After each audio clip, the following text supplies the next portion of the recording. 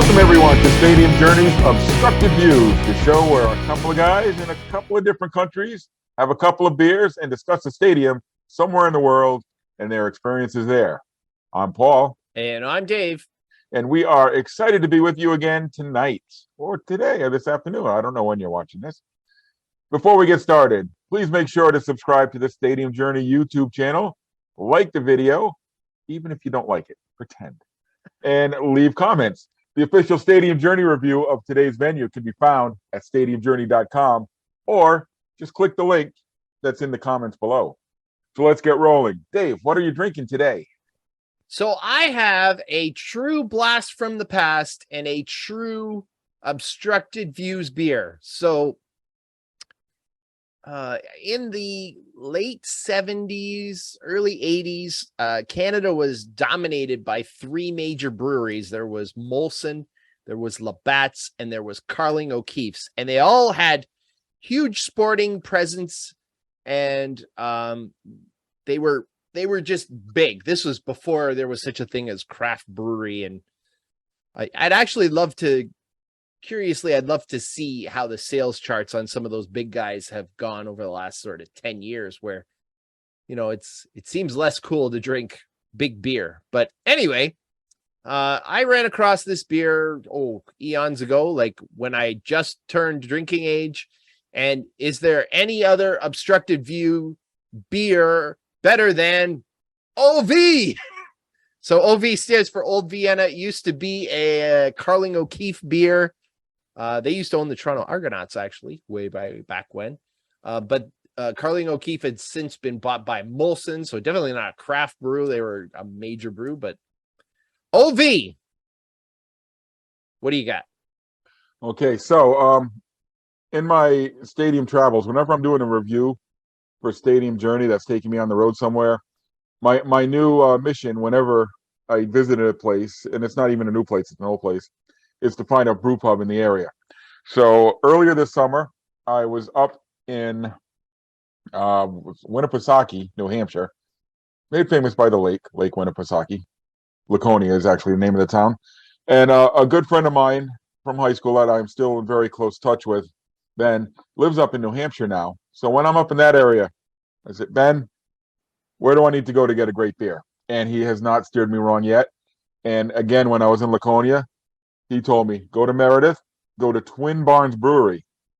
And I found the Sandbar Blonde at Twin Barns. And it's right up my alley.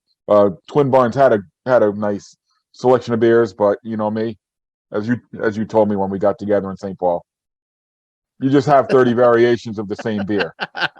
So I like blondes, I like lagers. I'm not gonna feel bad about it. So that's what I got, the Sandbar Blonde.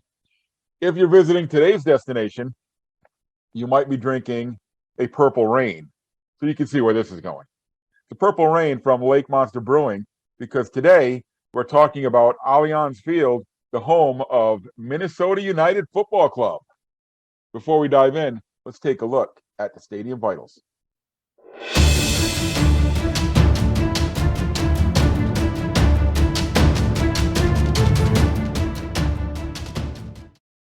Okay, so we're talking Allianz Field in St. Paul, Minnesota, home of Minnesota United FC. Now, anyone who knows me a little bit knows that soccer is just not my thing. I'm not a big soccer fan.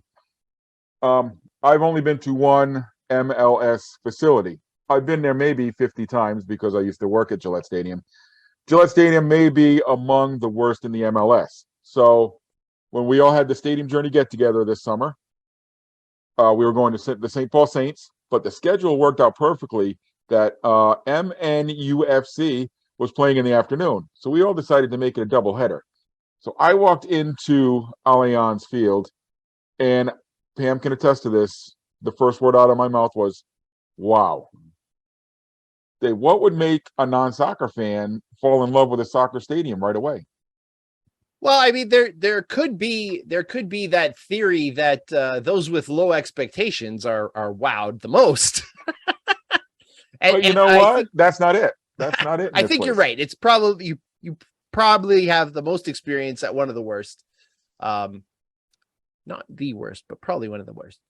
I actually, it's funny enough. I'm kind of like you. I came into soccer late. I would say it's only in the last 10 years that I've even paid attention.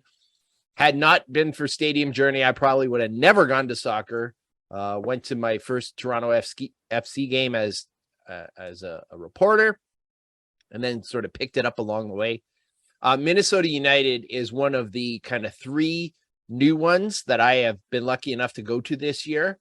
And the design is so different than even Toronto FC, which was built as a soccer specific stadium. So it's more like an arena.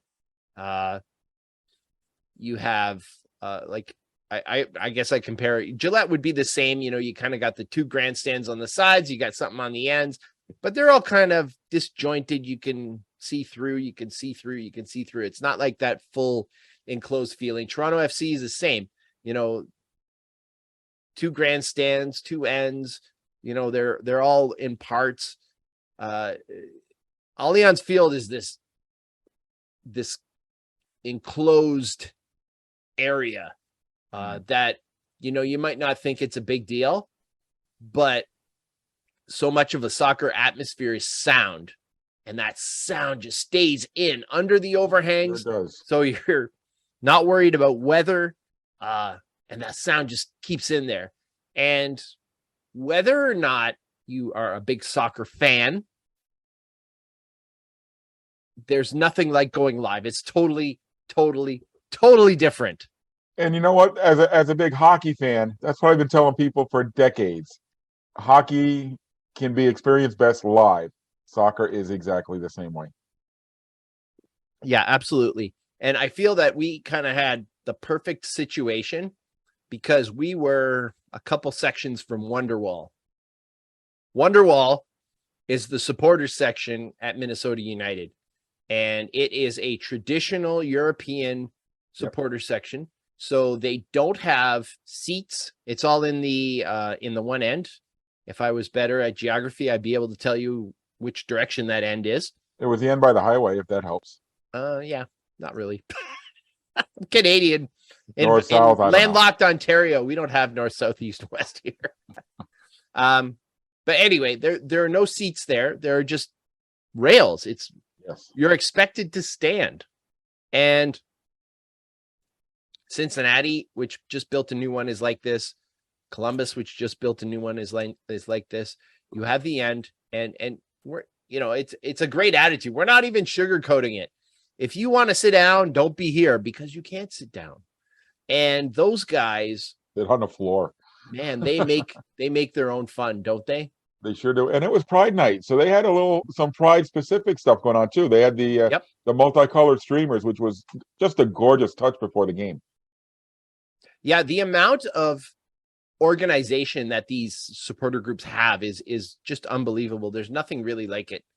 Not in any other sport. I mean, the closest thing I can come up with is some of the college football stuff where they have their own sort of cheers and whatnot. And, I remember Andrew Boss telling us about some places where they go and they have a pep rally where they practice the cheers the night before a game or whatever. But yeah, these guys are organized.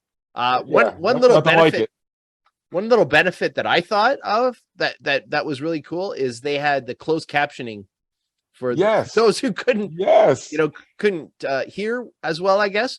So not only were they know the cheers, you can sing along. You not only were they captioning the announcer, but those cheers as well. So you didn't know what was going on. You felt a part of it. And sometimes, don't you feel this when you're a traveler? Sometimes you just don't really feel a part of what's going on there. I'm going to just sit and observe, be a stranger. Thank you for having me, but I won't cause any trouble. Yeah. But we could have caused trouble. We could have sang and cheered right along with the supporter group. Yeah. And not too complex. Like the design isn't that very simple. Yeah. Not anything too over the top. Upper deck, lower deck. Yeah. Long grandstands on the other side. All the luxury boxes were on one side of the field. Yep. The opposite end of the supporter section, there's a huge brew pub. Yes, very popular place at Allianz Field. Yeah, definitely. It is enclosed, but the material they used is like translucent. It's not solid, so you didn't feel like you were closed in. You felt protected. I think it was more to keep the weather out. Yeah, and the sound in. Yeah, it was, and just such a neat experience. You don't have to do a lot of promotions because you don't have time for a lot of promotions. Soccer is this continuous, you got this is one thing I love about it. 45, 45, done. Yep. 45, 45, 30, done. I thought they used to do an overtime in MLS, but I guess not anymore. Nope. Maybe back in the original. I've worked some overtime soccer games because we used to have to, when I worked for the Patriots at Gillette Stadium, part of our agreement was you have to work X amount of soccer games because they didn't need everybody. So they split it up and you had to work like, as a supervisor, I had to work like 4 or 5 soccer games a year. Now, if you're getting into playoffs, then there is some overtime that's happening. Maybe that's what I'm thinking about. So maybe you're in some playoffs, some Revs playoffs. So the concession stands. I don't know if you noticed this, but Allianz seemed to have its own signature concession item. I don't know if you noticed this. It was the premier item. It cost more than all the other ones. It was the hot ham and cheese sandwich. No, I missed that. Yes. As I was going through the stands, I was looking in, and it's got the regular, as our colleague Andrew Kulik likes to call it, the ballpark dreck. But every stand had highlighted the hot ham and cheese sandwich. So I guess that's the specialty item there. I didn't get one because I wasn't paying like $14 for a ham and cheese sandwich. But I didn't see anybody with it. But I imagine that was the marquee item. But yeah, like you said, the beer garden, man, that place. We walked by it before the game, and then we walked by it again at halftime, and it was just loaded with people. Very popular place.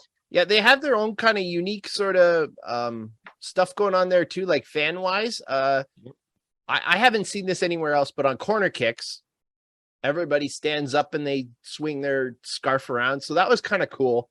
Their nickname is the Loons, which is as good a nickname for kind of Minnesota as possible, and the Loon call is kind of part of their game day kind of production.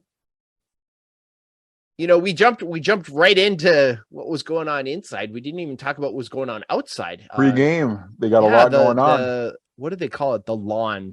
The fan. I don't know. It was like a fan fest kind of. The Great Lawn. So they have. Wasn't that great? But okay. Well, that's what they call it. They have this big, turf lawn in front. Yep. They have cornhole. They have little soccer games. With twists. It wasn't regular. Well, they did have regular cornhole, but they also had soccer cornhole. Yeah, that was really cool. So the soccer cornhole was, I swear I saw this in a beer commercial, Take Things 2.0, and they have this giant cornhole. And that's what it was. It had to have been like, I don't know, 6 feet by 10 feet each one. And instead of throwing a beanbag or whatever, you got to try and kick a soccer ball in there. So that was kind of cool. For those who are the British soccer is the way it goes. They did have like a meat pie truck, food truck out front. They did. There was some promo stuff. They had they're hosting the All-Star game this year. So They did have promotions for there and giveaways and contests. I actually did enter a couple of contests. I never heard back, so I don't think I won anything. Well, I did a survey because what's the best way for people to get you to do a survey? Free stuff. So I did a Continental Tire survey, and then there you go. You got a free scarf. So that'll make you feel like you're part of the group too. What does scarves have to do with soccer? Because I know it's the big thing in soccer is the scarves. I have no idea. That's just I'm sure there's a reason.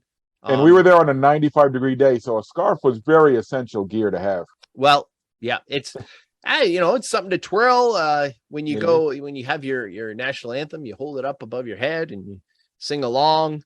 I don't know. When I first went, I asked the same question: "What's the deal with the scarves?" But that just is what it is. They take up more room on my wall than hats do, though. I see you have a few there in the background. Yeah, I have a couple, not too many.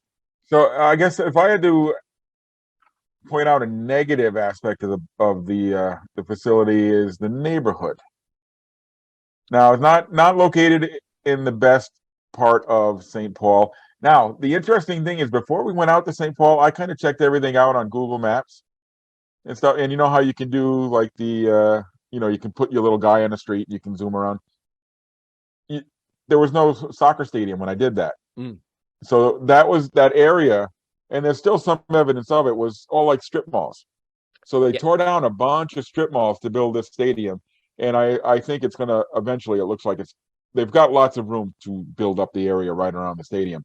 But as of right now, not a whole lot in terms of parking and stuff. So you got to park out in the neighborhood, which isn't, I didn't get the feel it was a dangerous neighborhood, but it just wasn't the best part of St. Paul driving around the city a little bit. It's not that old. 2019 it opened, and it didn't even open at the beginning of the season. I remember it opened partway through the season because, kind of a COVID opening, and that was kind of a big deal. They used to play over at the university in their football stadium where the Gophers play. And yeah, you're right.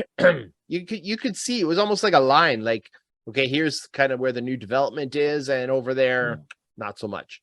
They did have some apartment kind of condos that were clearly new, clearly part of the development. And then, across the street, across the street, sometimes I feel like you could judge the neighborhood by the number of stores that say liquors on them. You have a few of those, the pawn shop or whatever. Yeah. So, the light rail is right there. Stops right in front of the light rail stadium. is right there. I stayed near the ballpark in St. Paul, near CHS Field. And actually a couple of the Stadium Journey guys also stayed there. I took the light rail, boom, right over there. It was a piece of cake. And, and we had rented a car, and it's also right off the highway. So same thing, boom, right there. Lots of parking. It was just, a matter of paying $20-25, whatever it was. Yeah. And I remember driving past it in a previous trip to Minnesota, because it is a little awe-inspiring when you see it from the highway. It's kind of like, whoa, it is nice. Like so white. Nice. Yeah. But yeah, it's interesting. Soccer, the fans seem to make their own fun. We were lucky in that we saw a 4-4 match. Well, yeah. we were at a game that was 4-4, had the 5th fastest goal in MLS history. Yep. 11 seconds in, or 14 seconds in. 13. I think it was 13 seconds in. And 9 yellow cards. Yep. And incredibly enough, nobody repeated a yellow card. Nope. 9 different guys got yellow cards. But I've taken my dad to soccer as well since, and he's not a big soccer person. He'll watch the World Cup or, whatever, the Euros if Belgium is in. And, I said to him, here's one thing you got to, he's like, there's just not enough scoring. I was like, you're right. There's not enough scoring. But when somebody gets close, just feel the energy. Like, it's that big a deal. Yeah, you can feel it building. And when usually somebody at the hits place the just as post quick. or misses, oh man. And we did see in our game probably the weakest soccer goal I've ever seen in my life. That was pretty bad. It was like a hockey goalie not holding the post. He just kind of dribbled right past him. Yeah. But and there were also a couple of spectacular goals during that game. So it was really exciting, and it was a fantastic facility. And it makes me, can't believe I'm going to say this, makes me want to go see more soccer games. I was just going to say, are you ready to go and see somewhere else? No higher praise can be had. So that's our look at Allianz Field, home of Minnesota United FC. Thanks for joining us, and we hope to see you on the road real soon. Cheers. Cheers.